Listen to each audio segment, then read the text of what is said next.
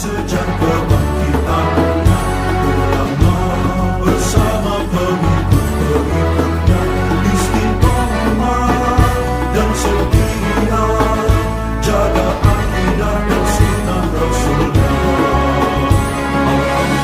Alhamdulillah segala puji baginya, ulama bersama pengikut-pengikutnya istiqomah dan setia, menjaga agama manusia dan bangsa.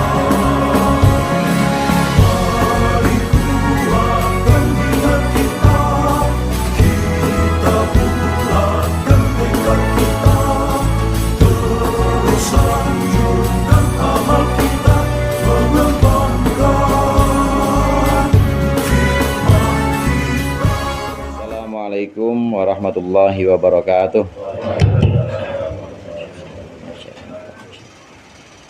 Al-Fatihah. A'udzubillahi minasyaitonir rajim. Bismillahirrahmanirrahim. Alhamdulillahi rabbil alamin. Iyyaka na'budu wa iyyaka nasta'in. Ihdinas siratal mustaqim.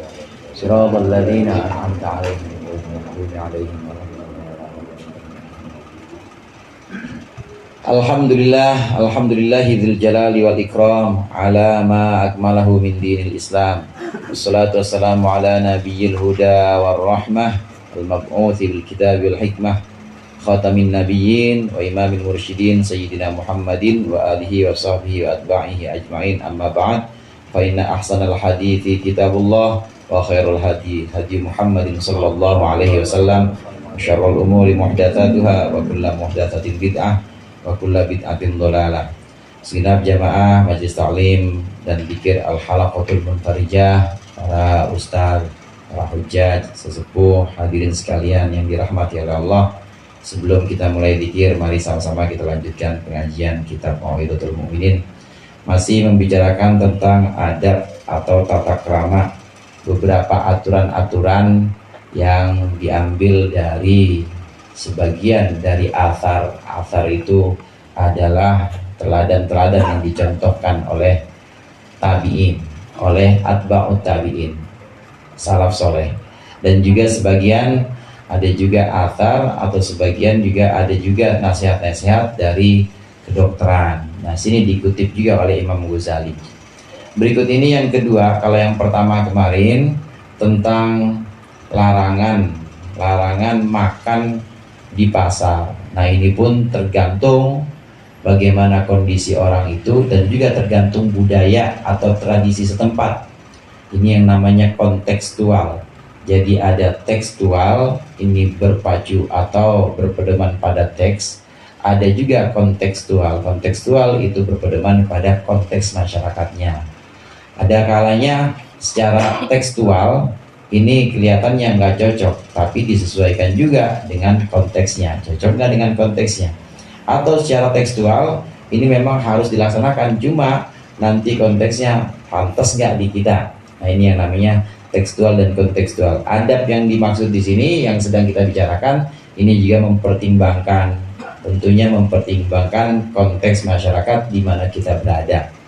Yang kedua berikut ini, qala al-mu'allif rahimahullah wa nafa'ana bihi wa bi 'ulumihi fid dharaini amin. Ats-tsani qala ba'dul atibba. Yang kedua, berkata sebagian dokter, la tankih minan nisa'i illa fatatan. Janganlah engkau menikahi perempuan illa fatatan, kecuali yang muda-muda. Fatatun jamaknya fatayat. Jadi kalau nikahin fatayat amin. Jangan muslimat. Nah, muslimat mau fatayat. Janganlah engkau menikahi dari wanita kecuali yang muda-muda. Yang pertama dari nasihat dokter nih. Ini yang boleh dipakai, boleh enggak? Kasihan yang belum jomblo. Kalau yang mau nambah mah, yang jomblo aja belum banyak yang belum bagian. Janganlah nikah kecuali dengan yang muda-muda. Kemudian yang kedua, wala takul minal lahmi illa fatiyan. Dan janganlah engkau memakan dari daging kecuali fatiyan, yang muda. Ini daging muda maksudnya.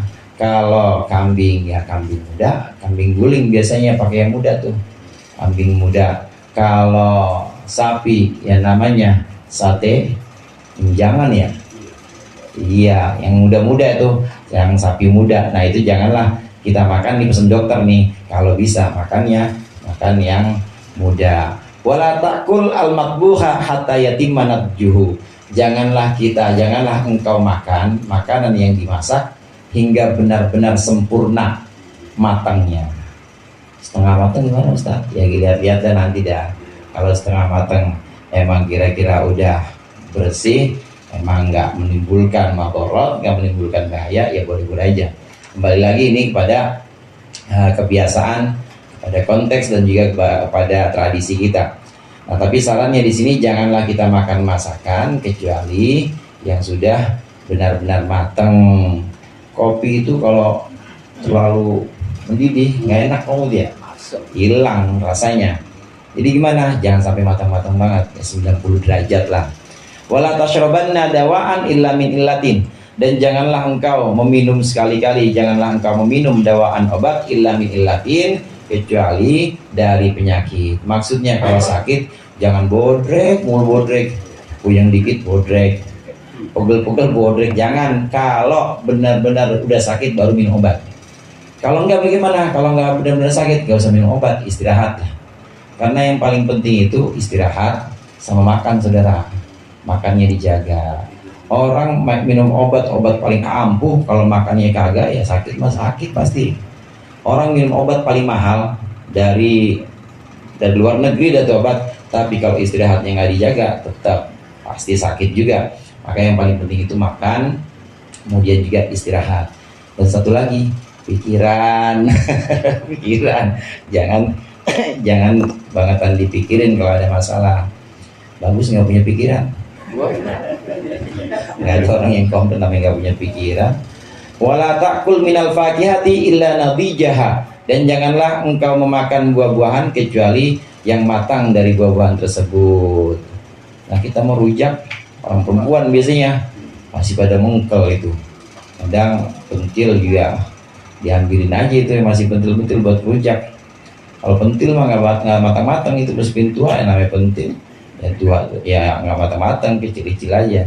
Wala takulanna ta'aman illa ajatta mudghahu. Dan janganlah engkau memakan makanan kecuali ajatta mudghahu, engkau perbagus kunyahannya. Ngunyah sampai 32 kunyahan.